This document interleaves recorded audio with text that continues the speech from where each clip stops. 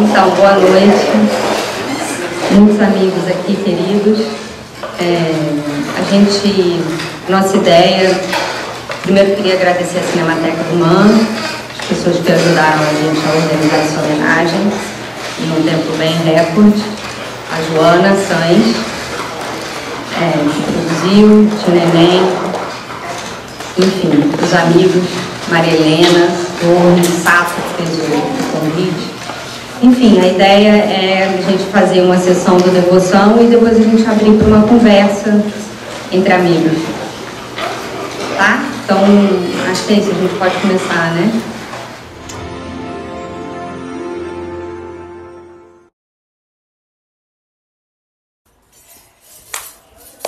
Ogum Alacaia é o Ximolé? Esse Ogum que é ferreiro. O líder entre os orixás. Deus da guerra.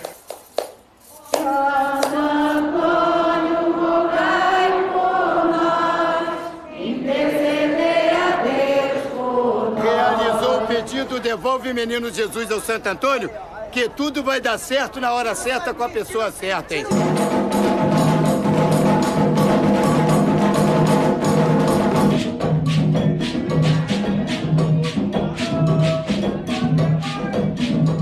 Santos na igreja, os orixás no candomblé.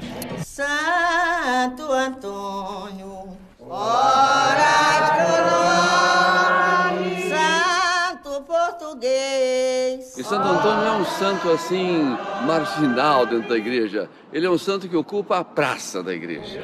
Tanto assim que ele é o santo mais popular do Ocidente. Agora cedo no meu trabalho, eu recebi uma ligação de que minha mãe tinha aberto os olhos e saído do coma, para a glória de Santo Antônio.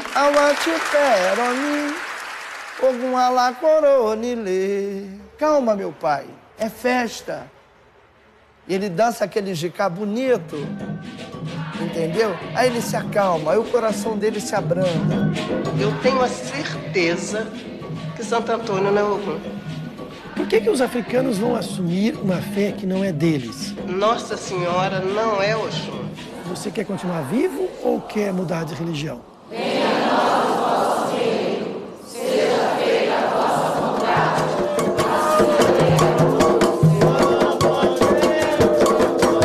O pecado é da Igreja Católica. Nós não temos pecado. Perdoai as nossas ofensas, assim como nós perdoamos a quem nos tem ofendido. A nossa ideia agora seria chamar algumas pessoas para compor a nossa mesa. Queria já adiantar agradecer a todos que vieram. E aí eu vou fazer vou aproveitar a informalidade da gente estar entre amigos e vou chamar as pessoas e vou pedir para as pessoas se apresentarem. Eu vou chamar primeiro o Sérgio Muniz, que veio de São Paulo.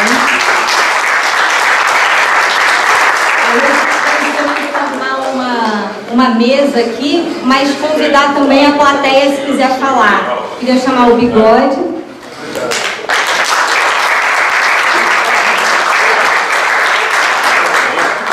O Tiago.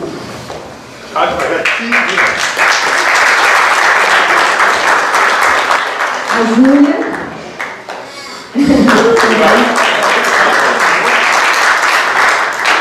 É alto, né?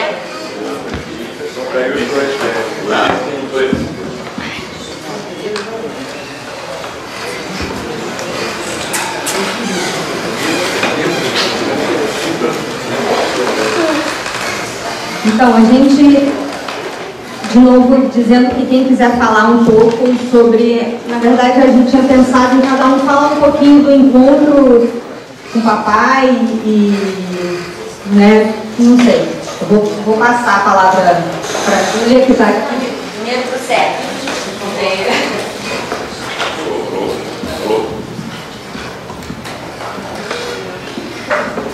Ó, isso tá ligado. Bom, primeiro eu queria sacralizar um pouco essa homenagem, para não parecer que a gente está dando um minuto de silêncio. Eu tenho, eu sou um octogenário, tem poucos aqui na sala, eu me dou o direito de dizer que eu tenho um cemitério virtual onde eu guardo meus amigos. Então, em vez de um minuto de silêncio, eu despedir, um minuto de muito barulho e palmas para nossos amigos.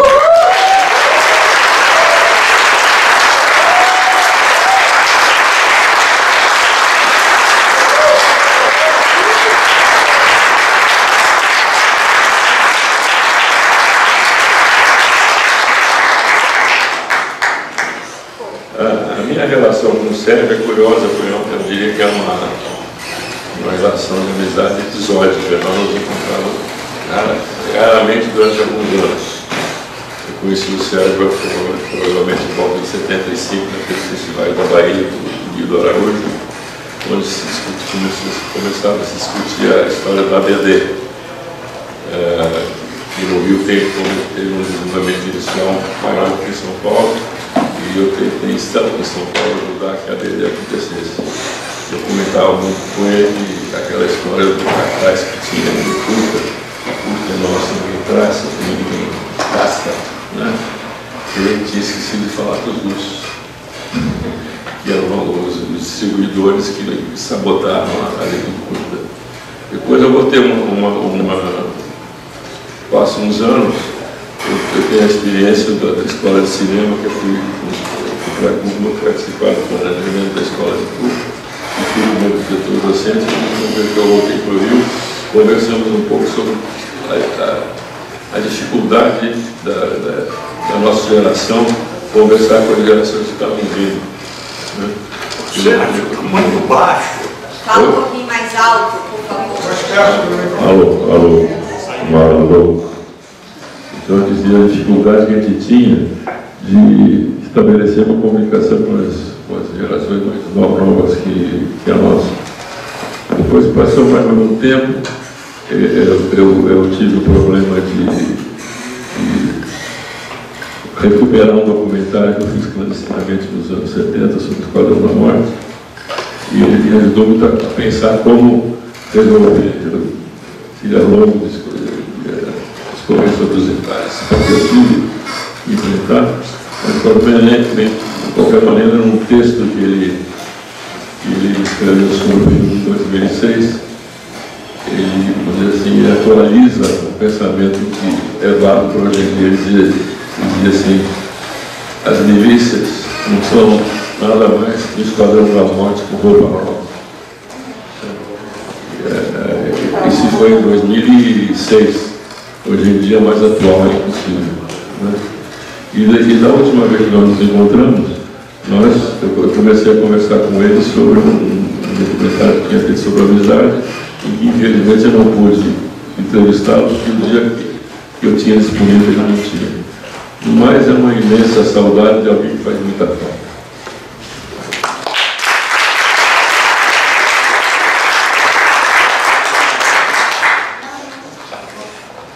Pois é, falar do Sérgio, eu acho que ele fala por si através de seus lindos filmes, né? Eu não tinha visto esse filme, fiquei muito emocionado. Eu conheci o Sérgio, na verdade, meu pai era amigo do Zé Santos. Meu pai foi produtor de 40 graus, entre outras coisas, amigo de Lúcio Barroso. Então, através dessa amizade do meu pai com o Zé Santos, o pai dele, eu conheci o Sérgio. O Sérgio era um pouco mais velho do que eu, mas era um rapaz muito novo, muito paquerado pelas meninas, fazia muito sucesso. Várias amigas minhas namoraram ele, a Tereza Montenegro, entre outras. E ele começou a fazer seus cursos. Primeiro foi assistente do Saraceni. A gente se encontrava, quando eu comecei a fazer cinema, trabalhar com o Nelson, nós nos encontrávamos no botequim em frente ao laboratório da Líder, do Botafogo, tomávamos shows, ficávamos falando de política de cinema, né? E de política de cinema também. E a partir daí a gente estabeleceu uma relação de amizade e de parceria política também, nas passeatas, né? Quer dizer, antes de ir para o Chile, a gente participava de assembleias juntos e das passeatas. E depois, né, ele teve uma militância na área cinematográfica muito importante. Ele foi uma das pessoas que, junto com o Otávio Augusto, conseguiu a regulamentação profissional, né, nossa, dos artistas em geral. Naquela época não tinha ainda o sindicato dos técnicos, então no sindicato dos artistas e técnicos de espetáculos, que é o SATED, que hoje é só dos artistas, né? É mais do teatro, nós participamos, ele ali batalhou muito junto com o Otávio para conseguir a regulamentação, iam para Brasília, uma militância assim, muito corajosa na época da ditadura, em 78 a gente conseguiu a regulamentação profissional, né? E aí passamos a ter os primeiros contratos, coisas que o Flamengo tinha antes, né? Contratos, fundo de garantia, carteira assinada, uma coisa parecia um sonho, assim. Enfim. E em seguida eu fui convidado por ele para participar da diretoria do sindicato. Eu e o Jaime Del Cueto representávamos o cinema na diretoria do sindicato, onde a gente continuou na batalha, enfim, e corríamos atrás de equipes de produtores estrangeiros que vinham querer contratar de forma absolutamente ilegal, né? E o sindicato ia em cima e multava e obrigava a ter um número de técnicos equivalente ao número de técnicos que eles traziam de fora. O Sérgio sempre muito ligado, muito presente no sindicato ali, e ao mesmo tempo fazendo os filmes dele, o Alcântara, os filmes maravilhosos, né, que ele fazia, muito polêmico, sempre muito preocupado em destrinchar essa riqueza profunda da cultura brasileira, né, em todos os seus filmes, em todas as suas reflexões intelectuais e teóricas. Passou uma época, passou um tempo, eu fui para Cuba na época do Collor, né, para trabalhar na escola de cinema, que ele ajudou a fundar. Eu fui o produtor executivo da escola. E em 92, 93, foi o primeiro ano que a escola exibiu na formatura dos alunos filmes realizados e finalizados pelos alunos. Era o 15º ano da escola, foi o primeiro ano que teve filme sendo exibido na graduação, graças ao Sérgio, que nessa época do Collor, ele estava na FUNARTE, que hoje é o Centro Técnico Audiovisual do Ministério da Cultura, de Arte e Cidadania. E aí o Sérgio bancou, quer dizer, o CPAV, a FUNARTE, não sei, não lembro, mudou de nome, a Fundação Cinema Brasileiro, cada hora mudava de governo, mudava de nome. Então, essa fundação pagava o laboratório, pagava a revelação, pagava os copiões, pagou as cópias, e foi o primeiro ano que no governo que era contra o cinema brasileiro, nós conseguimos um apoio dessa fundação para finalizar os filmes de alguns brasileiros e de gente do mundo inteiro, alunos do mundo inteiro, dos 3 mundos, né, como se diz lá. Então foi uma coisa inesquecível. Ele foi lá depois da graduação, ele teve no festival, a gente se encontrou lá, ele foi de uma generosidade, assim, mas uma generosidade que ele não fazia a menor propaganda, ele fazia isso com uma naturalidade, essa generosidade sem medalhas. Ele recusava essas medalhas, sabe? Que normalmente as pessoas às vezes até fazem por causa da medalha mais do que pela generosidade. Ele não, ele era uma pessoa desprovida, vaidoso, com certeza.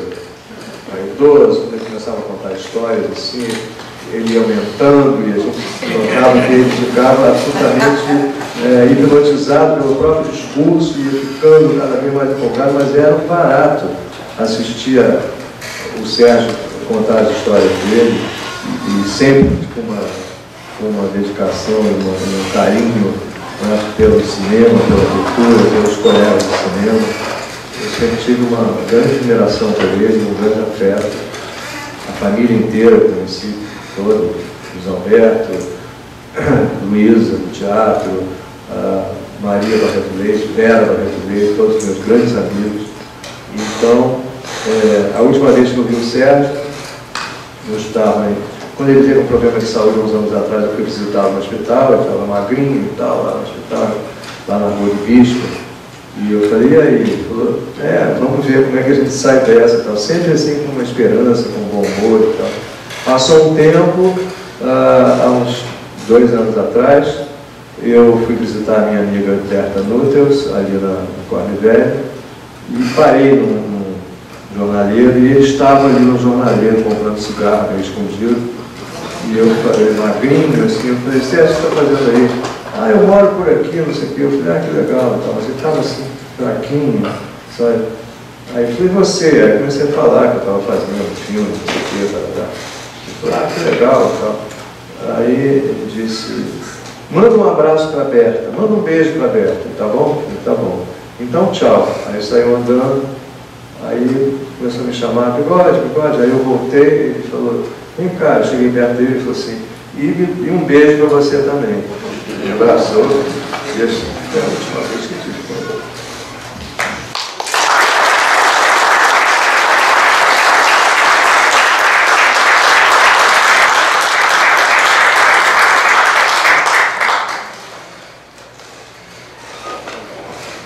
Bom, é muito estar hoje celebrando o Sérgio no cinema, com esse filme.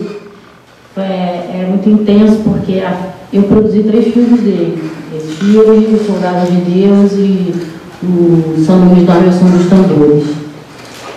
E vendo o filme, rememorando a filmagem, é muito intenso, porque foi todas essas pessoas, né, que a gente encontrou, que a gente conseguiu se relacionar de uma forma verdadeira, porque o Sérgio, eu produzi esse filme dele, e como produtora ele me instigava muito numa curiosidade infinita, assim, sobre o povo brasileiro, sobre como as pessoas viviam de verdade, e uma coragem, principalmente que eu não entendia como aquele homem ateu.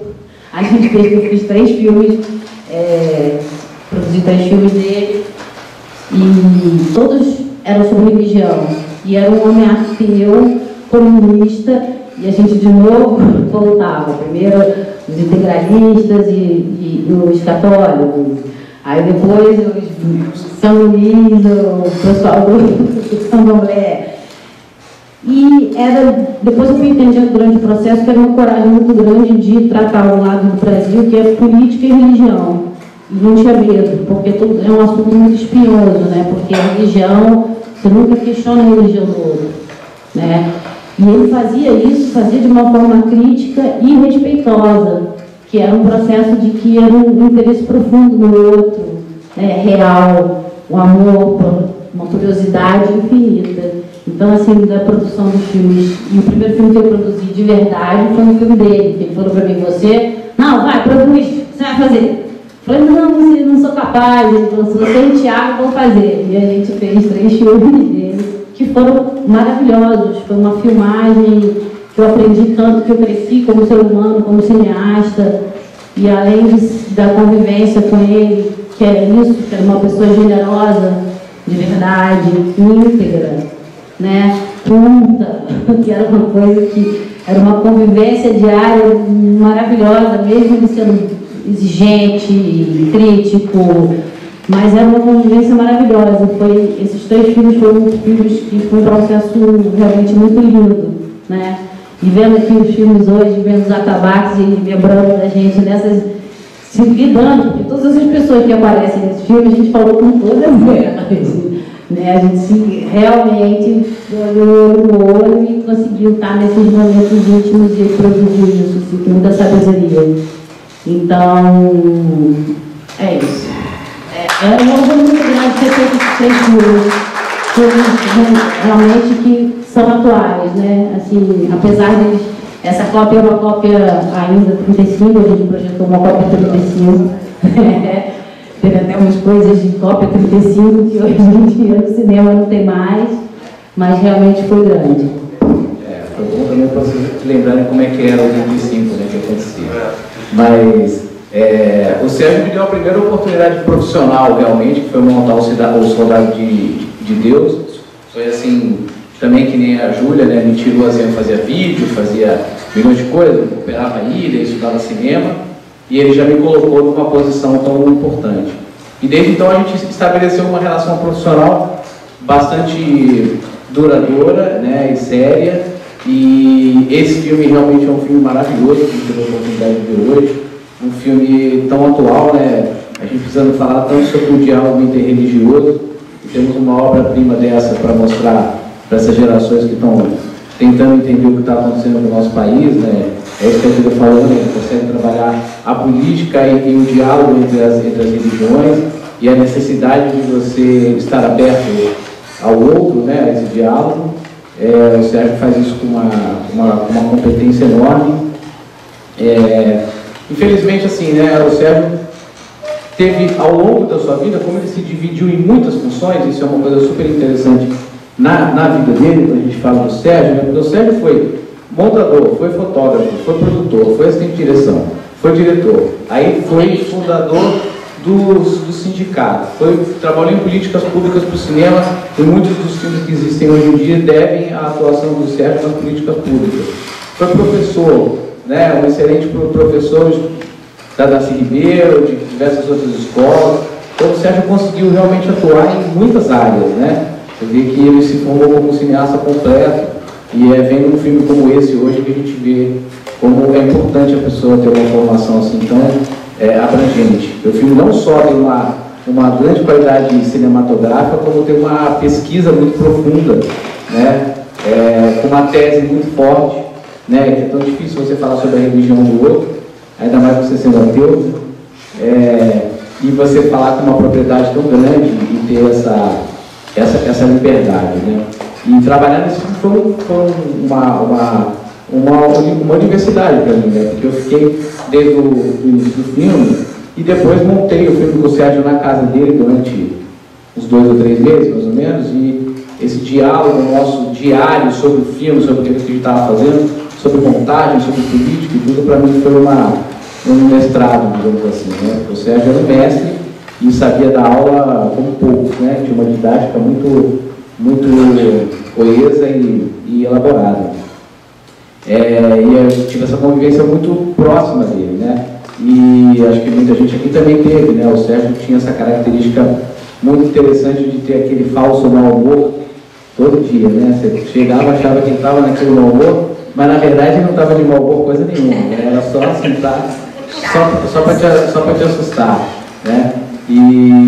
Então, assim, como o Sérgio dividiu a carreira dele em muitas outras coisas, ele não fez tantos filmes como poderia ter feito, e isso é algo que a sociedade brasileira acaba impondo para muitos cineastas, inclusive hoje em dia, né, de ter pouca oportunidade de realizar filmes. E quando a gente vem, assim, numa homenagem, começa a ver um filme com essa qualidade, a gente sabe aquilo que a gente perdeu enquanto sociedade brasileira.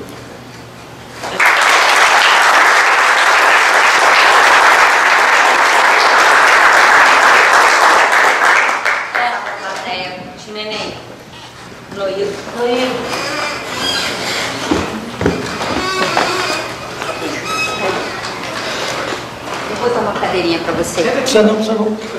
Eu vou falar primeiramente o seguinte: Santo Antônio devolva urgentemente a normalidade à vida do povo brasileiro. O Sérgio, ele era o presidente da ABD, Associação Brasileira de Documentaristas, e nós estávamos naquele momento mais emocionante, mais vibrante da colocação da lei do curta em vigor. Era uma coisa assim que movimentava o Brasil inteiro, justamente no auge da ditadura militar. Como foi conseguida aquela lei é uma coisa assim complexa para se explicar hoje. A lei, em tese, é a seguinte: 5% da renda do filme estrangeiro, quer dizer, do filme americano, ia para o cinema brasileiro através do curta-metragem. Essa lei, ela é uma lei que não morre, a lei não morreu, a lei só para ela morrer, ela tem que ser extinta através do Congresso. Então ela continua viva e precisa que volte à tona. Eu acho que agora, com essa crise toda, com os militares outra vez no poder, quem sabe essa lei possa voltar. O Sérgio, eu fiz com ele bateu. Eu tinha uma produtora chamada Lente Filmes, que era ali em Botafogo. O Sérgio bateu lá na porta falando: Hilton, o Fernando Campos ganhou o filme, o roteiro dele lá na Lembra Filme foi aprovado, o Ladrões de Cinema. E naquela época era bem interessante, você não tinha que fazer essa parafernália toda para chegar a tentar fazer um filme. Apresentávamos o roteiro lá dentro da Lembra Filme, aprovado, aí sim você ia procurar uma produtora. Então, ele nos deu esse grande prazer de apresentar o Fernando Campos lá na nossa produtora e fizemos o Ladrões de Cinema. O Ladrões de Cinema, para mim, vendo o Sérgio Sainz, o Fernando Campos subindo o pavãozinho com um elenco de mais de 30, 40 pessoas, era uma coisa assim, parecia um conto de fadas. Porque não tivemos nenhum problema, passando lá quase 2 meses, eu aluguei um barraco lá em cima e ficava tomando conta do equipamento e tudo, e ficava assim, absorvendo os passos, principalmente desses dois. O Fernando Campos, com aquele copo de uísque nas mãos, subindo aquelas escadarias todas e chegando lá em cima, bota a câmera ali, vai ser assim, assim, assado. O Sérgio chegava com aquela câmera 35mm, com aquele tripé, botava lá, eu ficava olhando assim a facilidade, a normalidade, a sensibilidade que ele tinha de colocar zoom, depois tira zoom, bota a grande angular, e era aqueles traveling, ele fazia traveling lá em cima, com câmera na mão, fazia coisas incríveis. Foi uma aula completa, para mim foi o meu grande curso de cinema foi feito através de ver o Sérgio Sainz trabalhar. Essa homenagem que nós estamos fazendo aqui hoje, para mim, é um símbolo do que nós temos que fazer muito mais. Temos que nos homenagear cada vez mais, não só aos nossos amigos que estão morrendo, que morreram, mas também aos grandes amigos nossos que ainda estão vivos. Muito parabéns para todos nós. Então é muito difícil para mim falar em certas circunstâncias. Eu devo dizer que, apesar de ter trabalhado com o Sérgio, eu não conheço esse Sérgio que vocês falam. O humor dele comigo não era inicial, era permanente, desde criança. Agora, eu vi o Sérgio trabalhando em muitas... Ele era muito autoritário, mas eu abri o caminho para o Sérgio no Chile. Não só eu, porque também algumas pessoas aqui mandaram carta de recomendação. Ele acabou trabalhando com Elvio Soto através de uma dessas cartas de recomendação. Mas eu botei o Sérgio em contato com o cinema mais engajado no Chile. Através disso ele foi trabalhar na TV Nacional e foi trabalhar na Sociedade Química Mineira, que era uma estatal que produzia salitre, que estava na mão dos socialistas. E Sérgio foi para o Departamento de Comunicação, que era um grande ator chileno e roteirista, e que vocês conhecem, do filme Machuca. Ele fazia o papel do padre. Chamava-se Ernesto Malbrão. E o Ernesto era o chefe do Departamento de Comunicação e levou o Sérgio para realizar documentários sobre o salitre e também coordenar outras ações. Mas o Sérgio já tinha essa característica que ele faz no Ladrões de Cinema, de que ele dizia, e era no nosso tempo de jovem, né? O Diminutif era conhecido como tripé humano, porque a câmera, qualquer que fosse, não tremia no ombro do Diminutif. O Sérgio também não tremia, ele fazia que o Noilton falou, e não tremia. Quer dizer, e uma câmera de 35 é um peso sincero, né? Não é uma AR 16mm, e muito menos uma Paia Rolex, né? Nós também filmamos com isso. Mas depois eu trabalhei com ele no Brasil, no Soldado em Deus. Ele me chamou para fazer coordenar a pesquisa e coescrever o roteiro com ele. Nós fizemos 3 projetos antes de chegar àquele roteiro final, que é mais do Sérgio do que meu. Nós tínhamos ideias que não foram adiante, né? Umas porque eram ousadas demais, ele ficou um certo receio, em que haveria toda uma parte de encenação, mas feita com uma mulher. Então Plínio Salgado faria seus discursos como uma mulher. Mas depois alguns conversaram com ele, não, vai tirar a seriedade do filme. Ele ficou com certo receio e passamos para a forma que o filme teve finalmente.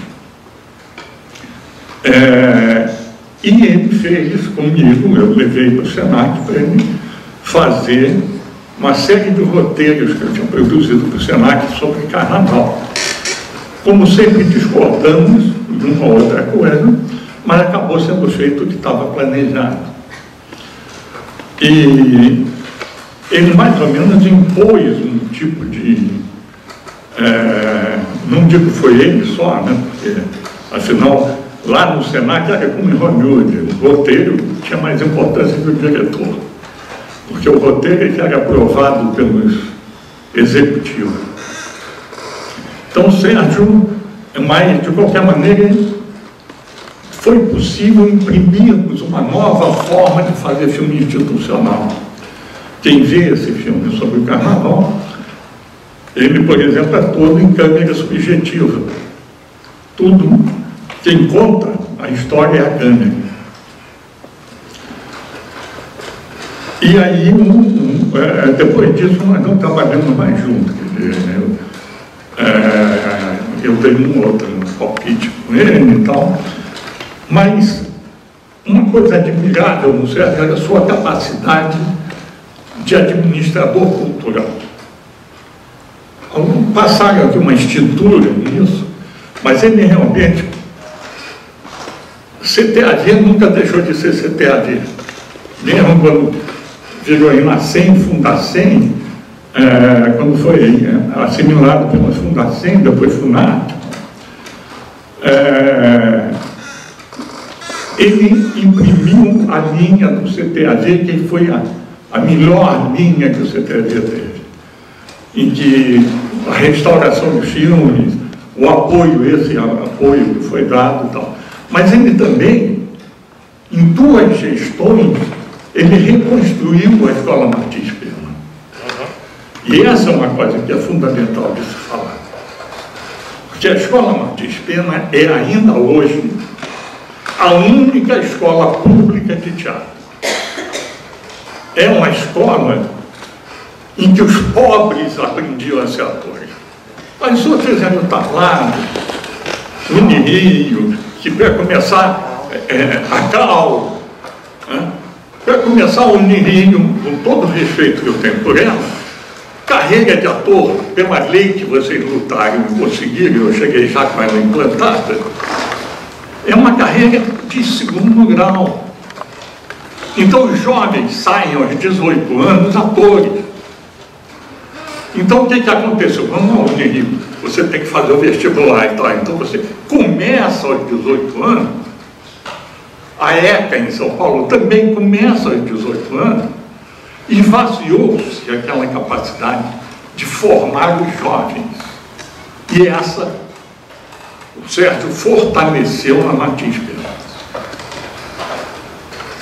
o que foi um casamento fantástico. Ele estava afastado do teatro um bom tempo e nós o convidamos, porque não pude assumir a cadeira era da mamãe, eu fui o primeiro que fui chamado, eu não pude assumir, eu estava metido no sindicato até o cocoruto, e também tendo que ganhar dinheiro para manter a família, trabalhava em jornalista mesmo. E o Sérgio entrou como professor, mudou o ambiente como professor, com a direção do filme, e depois foi escolhido, porque a escola se esvaziou, ele foi escolhido na grande greve que os alunos fizeram, os alunos e os professores o escolheram como porta-voz e como coordenador, e depois ele se transformou em 2 mandatos, ele foi eleito com interrupção diretor da escola, recuperando todo o conhecimento sobre teatro que ele tinha, do qual ele estava afastado há muito tempo. Então, ele, nisso, era uma pessoa notável. E como os filmes dele são filmes notáveis. Nós vimos aqui um. Eu estou com os outros a pedido dele. Ele pediu isso, estava eu e a Imara Reis na casa dele. Eu estou pondo no Vimeo os outros que ele era produtor também. O Senac ainda vai pedir permissão, mas eu acho que eles não vão dar, porque eles não dão permissão para outros usarem. E era isso, quer dizer, o que eu tinha a dizer era isso. O Sérgio Escoteiro, eu falei no velório, ele tem uma história muito linda, que alguém vai ter que escrever, que não sou eu.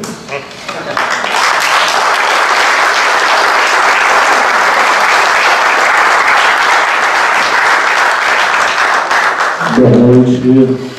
A gente, professor, falar em pé. Meu nome é Marcelo Reis, sou jornalista, estou diretor da Escola Martins Pena. E na minha primeira gestão eu tive o prazer de montar, e agora a gente está reavivando, o Centro de Memória Luísa Barreto Leite, que foi a família que mais tempo teve. Eu vou dar um ponto, vou no filme e volto para a história da Martins. Esse filme é muito importante, me ligou muito ao Sérgio, e é uma coisa histórica, porque muitos dali já foram. Almida Leoá, mãe Gisele Giscard, que era francesa, mas nasceu no Marrocos, ou seja, a única mãe africana que tinha no Rio de Janeiro era a loura do olho azul. Ninguém sabe disso, mas é verdade. Ela nasceu no Marrocos. Pai Nenô também já foi, era outra pessoa. Bon Jovi, que está hoje na casa do Marcelo Fritz. E aí a minha pergunta para o Sérgio foi, eu não entendi esse sincretismo, porque aqui São Jorge é Ogum, não é Santo Antônio. Ele trouxe a coisa da Bahia para cá, e de maneira maravilhosa, aquele Frei Volney tem um livro, para quem quiser saber algum olhar, chamado Orixás. Ele começa como folclore, e depois ele fala, não, o candomblé existe, tanto que ele afirma no filme como religião. Então esse filme é um filme muito importante, deveria ser melhor trabalhado. Quando o Sérgio me deu a cópia, falou, pode copiar à vontade. E eu copio e vou na casa de uma meninazinha do Oxum, lá em São Mateus, para passar o filme para o Axé. Então, a primeira vez que eles viram um filme na casa de uma meninazinha foi eu que levei. E tem um professor de lá que é da casa, Marcos Henrique Rego, que é do SESC. Muita gente conhece ele. Esse filme deve ser ainda muito divulgado, muito trabalhado. Nós estamos num momento muito sério. Eu não gosto do termo intolerância religiosa, eu quero respeito religioso. Intolerância parece que você comeu um peixe e ainda está uma espinha atravessada. Eu quero respeito, pela minha opção ou não. Imagina o Mateus fazendo um filme sobre religião. E um filme denso, um filme com conteúdo, com importância para debates e discussões. Não é um filme que passou assim, não. É um filme que a gente pode parar para discutir. Tanto que ali tem uma coisa que vocês viram, 2 terreiros de candomblé. O terreiro de uma meninazinha não é permitido filmar depois que alguém incorpora no santo. Então aí vai para o terreiro de Ominareuá, onde vocês veem as pessoas com o santo, e ela permitiu justamente por isso, para a importância do filme. Ela quebrou alguns tabus para poder fazer isso. Voltando, vamos para a Escola de Teatro Martins Pena. Sérgio Sainz assume com uma saída intempestiva do Zé Wilker. O Zé Wilker vai para o teatro Luiz Peixoto, que é um teatro feito em 1950, 50 e pouco, a escola foi para lá em 1950, no Casarão do Barão, na rua 20 de abril, número 14, que não era a rua 20 de abril, era a rua Rio Branco, Beco da Sem Vergonhice, outra travessa, Beco da Sem Vergonhice era o apelido da rua, porque ali era o Alto Meretrício. O Zé Wilker fala para todo mundo, olha, dá um panorama da escola. Zé Wilker assume a escola de Klaus Viana, que deixou a escola meio solta. O Zé Wilker vem, assume a escola, traz uma galera forte para o corpo docente, muito forte, uma galera que estruturou, remonta o curso de 3 anos do Zé Wilker, e a escola começa a se reestruturar. 3 anos de direção, o Zé Wilker chama todo mundo no Teatro Luiz Peixoto e fala assim, bom, a escola está assim, está assado, já fiz meu trabalho, vou embora. Pega a reta e vai embora. Fica um olhando para a cara do outro, e o Zé Wilker largou a escola assim. O Antônio Pedro é superintendente na época, assume durante 3 meses, e o primeiro diretor na retomada é o Sérgio Sanches. Então ele tem todo o trabalho de remontar a escola, reestruturar a escola. Ele tinha o padrão dele de dar aula, fumava e bebia cerveja, e eu, quando eu assumo a direção, tenho muito problema com isso, mas consigo entender. Não, fica lá, Sérgio. Não, vai, Sérgio.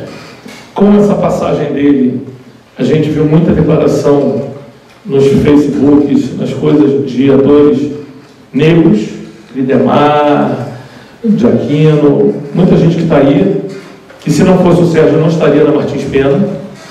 O Sérgio tinha uma postura de quem passasse na porta podia entrar para estudar, e a gente brigava um pouco justamente pela formatação oficial da escola, mas continua sendo uma escola pública, continua sendo uma escola de referência. Esse semestre foram 680 alunos inscritos para 32 vagas, então continua sendo uma escola. Hoje está tendo lá a Esperança na Revolta, que é de uma confraria, e o Sérgio tinha esse olhar pelaquela escola. O Sérgio Sanches tinha esse olhar, e você colocou uma coisa muito importante, de não colocar medalha. A gente não sabia o quanto que ele fazia pelas pessoas. Você não via ele propagar que ele estava fazendo isso ou aquilo, mas agora com a passagem dele, muitas pessoas apareceram dizendo, se não é o Sérgio, eu não estaria na carreira. Graças ao Sérgio, eu estou na carreira. Então, quer dizer, a gente não sabe do que ele fez. Se for ter que fazer um livro dele, vai ser complicado, porque você vai ter que botar assim, gente, o que o Sérgio fez por você? Aí as pessoas vão aparecer, porque ele não bota medalha. Ele era de uma simplicidade franciscana, me ensinou muito.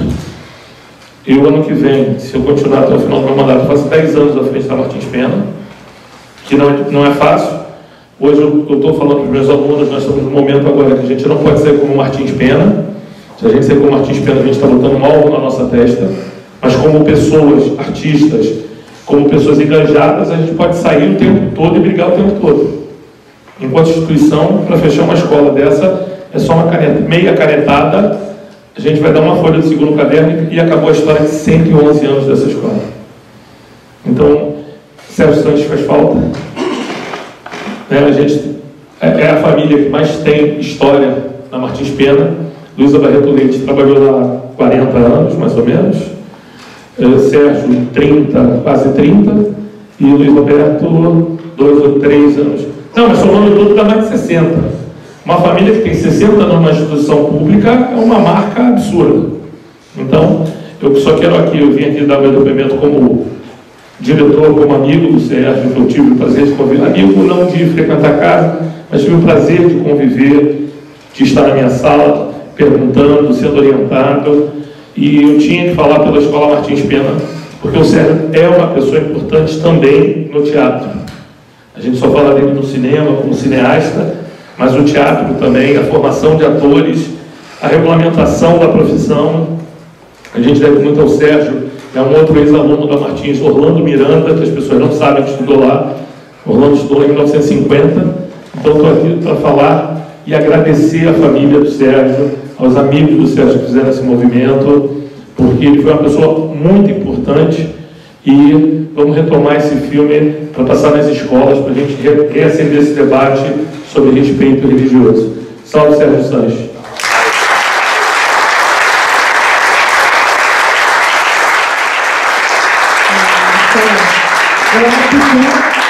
E a mamãe dava aula na Martins Pena. Eu vou falar uma coisa rapidinho. Eu me lembro quando ele resolveu ser diretor, ele me explicou por que ele ia fazer um café muito bonito lá na Martins Pena. Que ele dizia que a pessoa ia estudar teatro, era uma escola pública, ela precisava se sentir bem. E ele botou umas samambaias, então isso era a cabeça do papai, assim. Ele queria realmente que a pessoa tivesse orgulho de estudar na Martins Pena. E assim, realmente, né, Carol, a gente recebeu um monte de mensagens de pessoas, assim, fora do Brasil, assim, cara, seu pai me ajudou tanto, seu pai foi fundamental, seu pai conversava comigo, me dava, seu pai me ajudou, e assim, a gente não sabia disso, a gente não sabia. Hoje, a gente arrumando as coisas do papai lá, a gente descobriu, assim, uma cartolina cheia de agradecimento dos alunos. Assim, que a gente, que é professor, recebe muito, mas ele guardou, e todos falando, nossa, você vai... E, então, realmente, essa coisa que ele tinha de generosidade, né, com a gente, comigo, com meus amigos, e acho que é além dele ter sido trabalhado em cinema e tal, ele foi um pai muito generoso, assim, né, Carol? Então, a gente está feliz de vocês estarem aqui também, porque é uma forma de a gente saber um pouquinho dessas coisas. Tudo bem.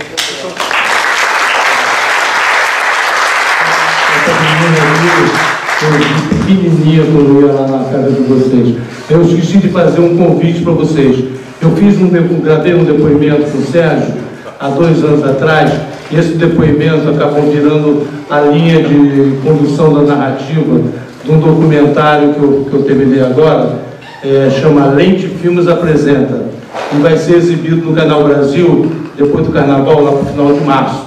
Eu gostaria de a gente ficar em contato para que chegue aos olhos e ouvidos de vocês, porque o depoimento dele é muito interessante e dá uma visão ampla do que foram aqueles anos 70. Muito obrigado por todas essas belas manifestações aqui.